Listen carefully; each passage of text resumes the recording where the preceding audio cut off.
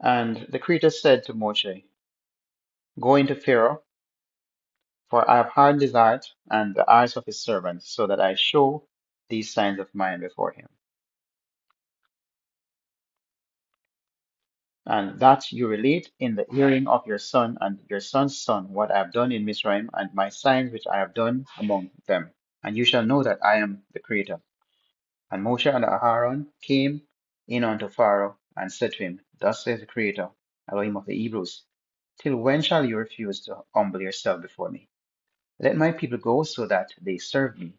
Or else, if you refuse to let my people go, see, tomorrow I'm bringing locusts within your borders, and they shall cover the surface of the land, so that no one is able to see the land. And they shall eat the rest of what has escaped, which remains to you from the ale, and they shall eat every tree which grows up for you out of the field. And they shall fill your houses, and the houses of all your servants, and the houses of all the Mizraites, which neither you, your fathers, nor your fathers' fathers have seen since the day that they were on the earth to this day. Then he turned and went out from Pharaoh. All right, so we see this chapter starting with a call to go into Pharaoh and warn him. I don't know how many times this, whether it's the seventh or the sixth time. Well, it should be the seventh because just three more plagues are left. And the more Pharaoh's heart is hardened, the more the signs are multiplied, right? Go to Pharaoh so that I show these signs of mine before him. So, in other words, more signs are coming. And what you're to say to Pharaoh, and that you relate in the hearing of your son and your sons what I've done in Mizraim. This son and sons, is it the sons of Pharaoh or is it the sons of Moshe? And you shall know that I am the creator. So basically, it would be the sons of Israel. They say, go and tell Pharaoh, show him the signs, and later you'll be able to relate these signs to your children and your future generations. The plagues that we're seeing, these plagues are not just punishment. They are something to form a curriculum for the future generation so you can teach. So we have the benefit of it now as part of our Torah curriculum to see how the warnings came about and how they unfolded and in what order it was done and to see what we can learn from it. So we are the sons. We are the beneficiaries of these stories. So the intention was not just to punish Pharaoh, but so that we may learn from it. But as we see time and time again, Pharaoh receives refusal. He refused to humble himself. Thus said the creator of Elohim of the Hebrews, till when shall you refuse to humble yourself before me? How long? The question is asked, how long will you refuse to humble yourself before the Creator? Moshe said again, let my people go so that they may serve me. I was doing some reading recently and I was wondering if this part of it is an addition where there's emphasis to let my people go. Was it continuously seen in the translation or is it something to just to lift the story to be more of a thriller and make it more miraculous, right? But this is what we're seeing every time. Let my people go so that they may serve me, right? Um, I'm not sure how many more times we're gonna see this instruction, and closer we're gonna realize that this is a final demand and a clear charge, you know. But we see the pride problem, refusal. It's not a case where Pharaoh doesn't have the information and he hasn't seen enough punishments, so we're seeing that time is running out on him. And in verses 4 to 6, I think we get the timing again. What will happen tomorrow? I will bring locusts. No, my idea of locusts was grass, but I realize it's more like something you can eat. Well, am I clear? Anybody has ever eaten locust before? And what is it described? How can you describe it? And is it, for want of a better word, clean to eat? Locust. I'm just curious. Right? I'd like to know if this locust being mentioned is the same locust that I know. But what will happen with the locust that it will cover the land so the ground cannot be seen. And this locust is gonna eat up what the eel left. So it's gonna consume what the eel didn't consume, including every tree. So this is a total wipeout of the agricultural produce, right? They will fill houses and palaces, something never experienced in Egypt, right? There's a text that we have seen something like this in Joel chapter 2, verse 2. If anyone can actually refer to it, it actually mentions that um, some signs that will happen in the last days, and it will be like never seen before. So there we have two never seen before in scripture. So we could look at it and see which one would be would rank above the other, right? Verse 6 mentions that um, Moshe he turned and went away from Pharaoh. And that in itself is a symbolic turn, meaning, maybe that's the end of it. And it sounds like a final warning before the conditions, before anything else, the final things happen. The warnings are very precise and scheduled, right? And the plague is getting more punishing.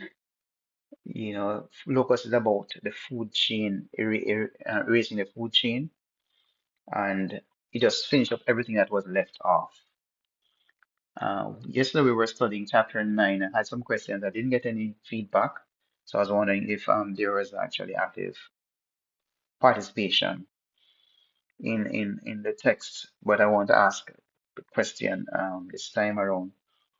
Why is Pharaoh told to tell his sons what the Creator did in Mizraim? Is it Pharaoh, or why is Israel told? Or why is it mentioned that the sons are to be told what is done in Mizraim?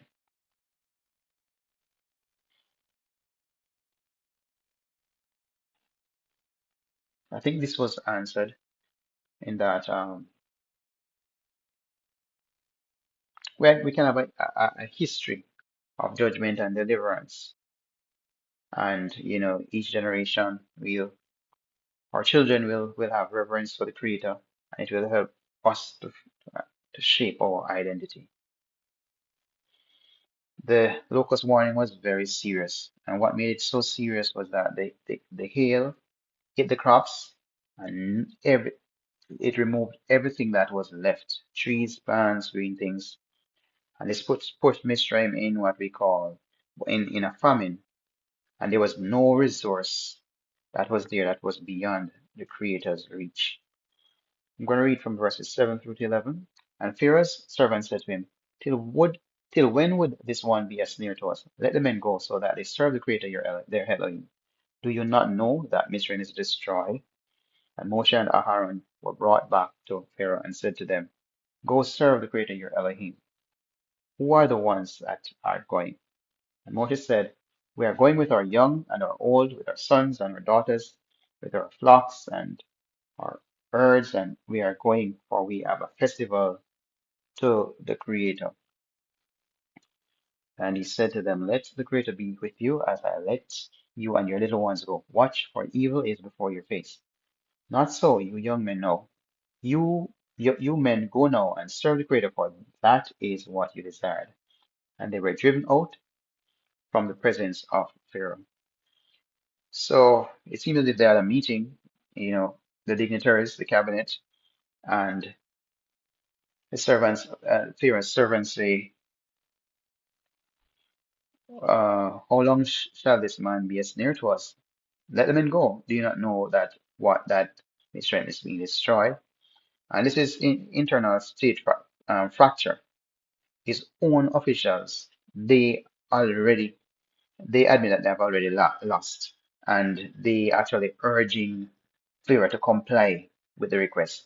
Make it easier on the rest of us. We have seen enough. That's what they're saying. They're at their limits, right? And so, because of that, I see in verse 8 where Moshe and Aaron are brought back to the table, and the Pharaoh asks, who are the ones that you want to go? And Moshe answered, I want the young, I want the flocks, I want sons, I want daughters, I want us all to go, for we must hold a feast to the Creator, right? But the Pharaoh didn't want that. He wanted to do a partial approval. And it shows how evil he is. He's saying, he's stating who he wants to go. I think in this section, he wanted maybe, he didn't want, let me just look at it. It's in verse 10, it actually says, you and your little ones, I'll let you and your little ones go. So in other words, it does not include the animals because those must be gods, it seems. Matter of fact, verse 11 says, not so. Only the men, only the men may go. So he's still calling shots even though he's at the negotiation table. And his logic is that the young children don't offer sacrifices. So why send babies when they can't offer sacrifice? So he tries to keep them and as asset and keep them as assets and as hostages, right? So that won't work with the creator because he his instructions were clear, right? But we see that his servants were telling what to do, telling the right thing. They admitted defeat, and I don't see anything as calling partial obedience. It's either you're obeying or you're not obeying, right? So it's for us to say like we follow the Torah and we see like 500 commands, but there are nine that we really can't. We find it hard to keep them. We say, what, this is for the land, or I wonder if this book is suspect, or I wonder if this is not clear, I wonder if this is an addition. And so there are enough reasons to not follow everything, but partial obedience do not work.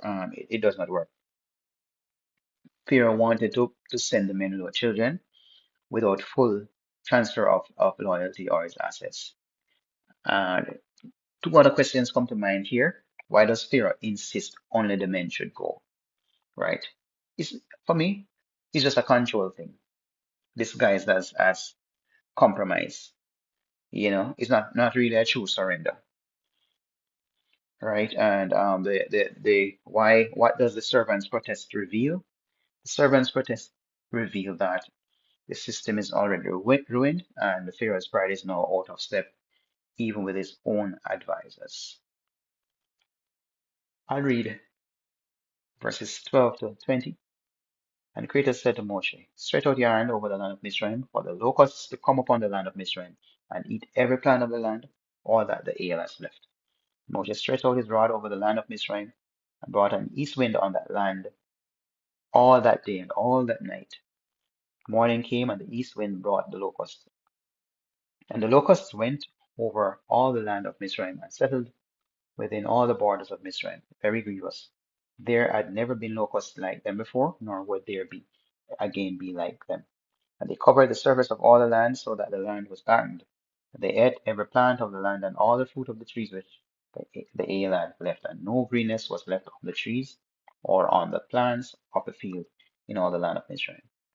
Pharaoh then called Moshe and Aaron in haste and said, I've sinned against the Creator, your Elohim, and against you. And now, please forgive my sin only this once, and pray to the Creator, your Elohim, that he would only turn away this death from me. And he went out from Pharaoh and prayed to the Creator. And the Creator turned a very strong west wind, which took the locusts away and blew them into the sea of reeds. Not one locust was left within all the border of Mizraim. However, the Creator strengthened the heart of Pharaoh, and he did not let the children of Israel go. All right, so having read this section, uh, what comes to mind is we see the locusts complete the agricultural destruction that was started by the hail, and we see a repentance, but repentance seems crisis driven.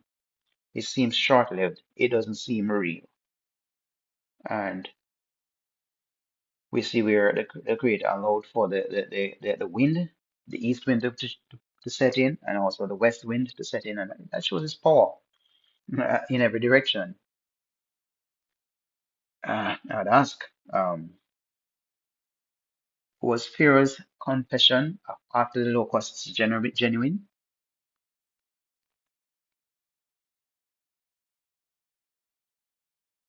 Eh,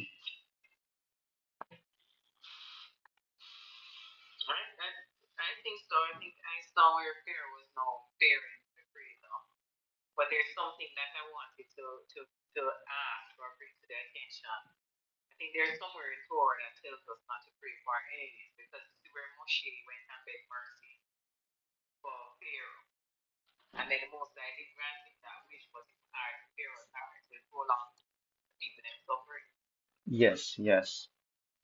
I have my reservation about praying for others, unless they specifically ask. Well, this time we actually saw where, on each occasion, Pharaoh actually asked, though. So it's not a case where I can understand to reconcile the statement that, you don't pray for others, but where they ask, it is really between them and the Creator to know the heart and to know if they will believe in an answer. Or we just assume that, all the persons who ask it's mockery and we ignore. So I think it's actually fine if they ask, even though, at first the outlook it seemed undeserving.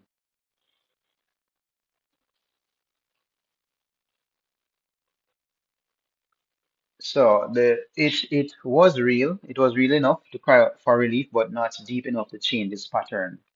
Because once the locusts were gone, his heart hardened again. Right. So, that's the level of his sincerity.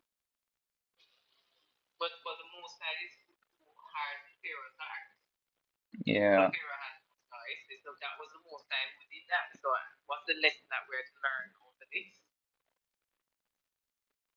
The lesson we're to learn is that if the punishment will come, um, and the punishment you get sometimes not necessarily for your current hardening of heart, but maybe the wrongs that you have done before. Yeah. Or maybe getting for both in the same time.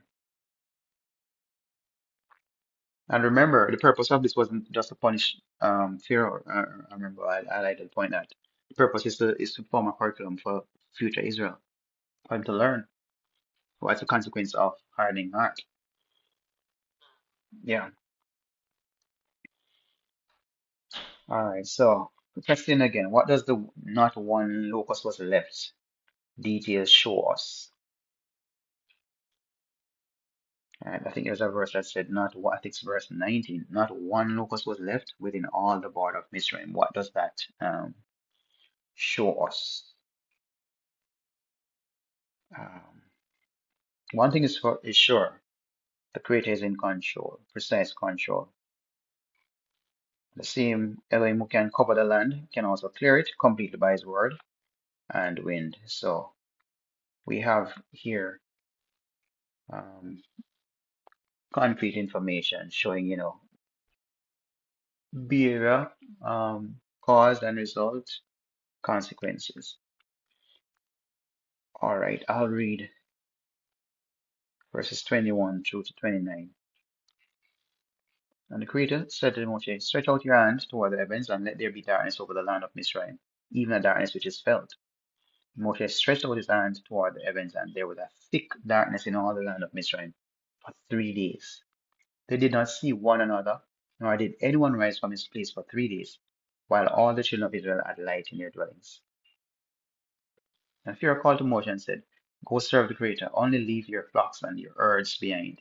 Let your little ones go with you too. But Moshe said, You yourself are to provide us with slaughterings and ascending offerings to prepare for the Creator, our Elohim. And our livestock are to go with us too. Not a hoof is to be left behind, for we have to take some of them to serve the Creator, our Elohim, and we ourselves do not know with what we are to serve the Creator until we come there. However, the Creator strengthened the heart of Pharaoh, and he would not let him go. And Pharaoh said to him, Get away from me. Watch yourself and see my face no more, for the day you see my face, you die. And Moshe said, You have spoken rightly. Never again do I see your face. All right, so we see darkness. That's either the eighth or ninth plague. I think it's the ninth plague. And the Creator told Moshe to stretch out his hand. I remember in the first earlier plague, it was Aharon that was doing all this stretching out and doing. I was wondering why Moshe didn't get any other work to do. But here we see in the last part now, he tells Moshe in verse 21 to stretch out your hand toward heaven so there will be darkness that can be felt. Um, isn't it miraculous that even though it was stretched over all the land, that the children of Israel they had light, and this was for 3 days, thick dark night. And somehow Israel had light in their dwellings. But all the sons of Israel had a light. This is the question. How can Israel have light when darkness covers the land?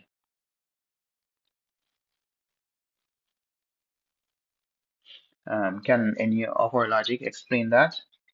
And if not, this is where faith comes in. I accept Torah as literal and everything works as it is. But here's the point where it's going to call for our acceptance of something that is not normally possible.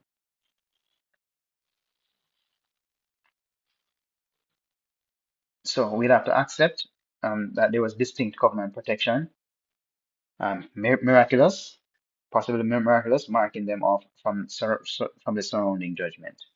So that's just something we're gonna have to accept. Do we notice that Pharaoh is actually lightening up a bit because he withheld the children initially? He had said the men only should go because children can offer sacrifice, and so it may come to the point where our children um, when we keep in the feast days, even when we keep the feast days, do we pull the children from school, or we say, it's not necessary. A child don't need the fast. It's not healthy. The child will die if we try to push fasting on the child. At what point do we exclude children from holy service and worship? Here we see the children were requested. Everyone was requested, and the children were allowed to go, except the flocks. Pharaoh held onto his cow and his goat and his sheep, right?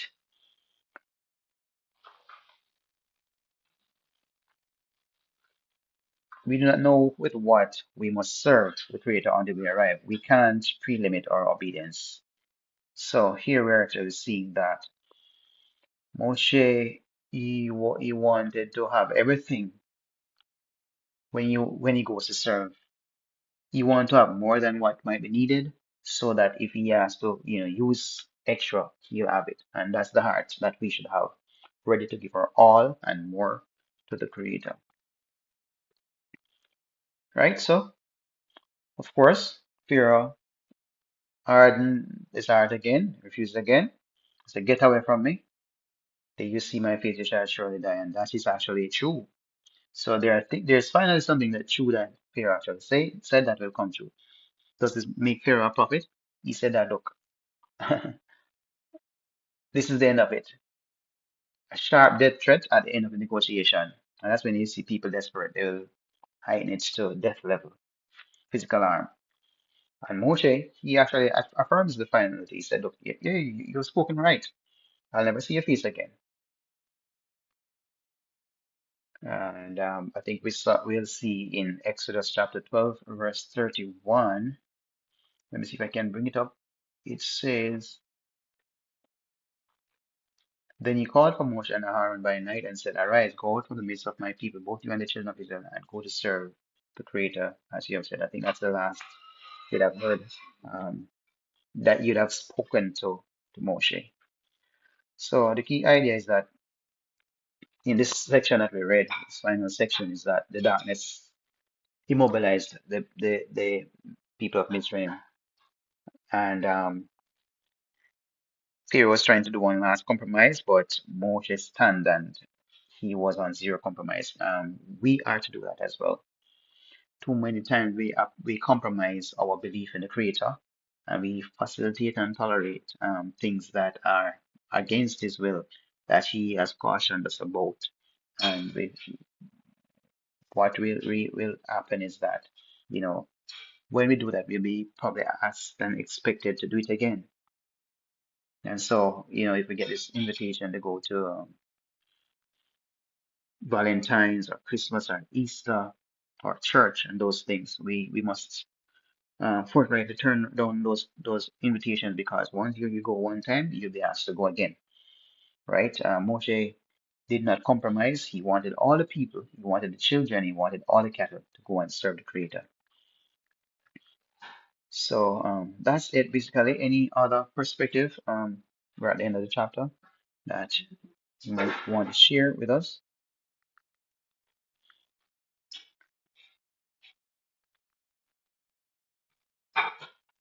You see, Moshe, he wanted to sacrifice, and so he carried everybody because worship requires sacrifice. So we do not keep back resources because that will be limiting our obedience, right? So this was a very telling experience. We see the plague of locusts erased all that was left. We see Pharaoh's men. We saw Pharaoh's men. They actually um, point out that the king was thinking the pride, and they actually decided to yield. And we see the children of Israel kept in light even though Mizraim was in darkness. We saw the fake repentance and the partial deals and the final threats, and at the end we saw no compromise on Moshe's side. So yeah, yes, sister.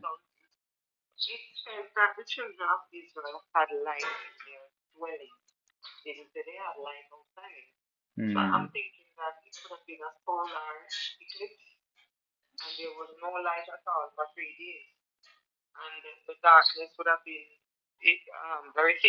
yes.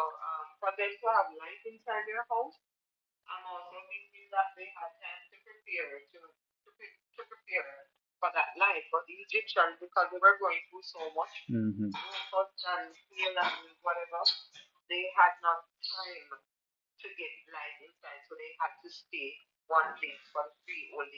Yes. I would prefer that explanation rather than the miraculous one. Uh, remember as well that they thank you for that. The children of Israel were in Goshen. They were in a certain section, and every time the plague is given, it is told that tomorrow it will be given. So therefore, the children of Israel would know about it before and would take it more seriously than Pharaoh. And maybe he did not relay anything to those people. So it is still the work of the Creator, and we cannot exclude that. But it's possible that there was some use of the the lights in the Shemaim that help the children of Israel to see, and maybe that they actually had the lights inside their house, and that was enough for them. All right, so that's it for chapter 10, and it's the same for chapters 11 and 12, where the last plague falls and Pharaoh will finally say, "Get up and leave from among my people, go worship your Creator, as you have spoken." Thank you for sharing, everyone, and uh, great to be with us. Shalom.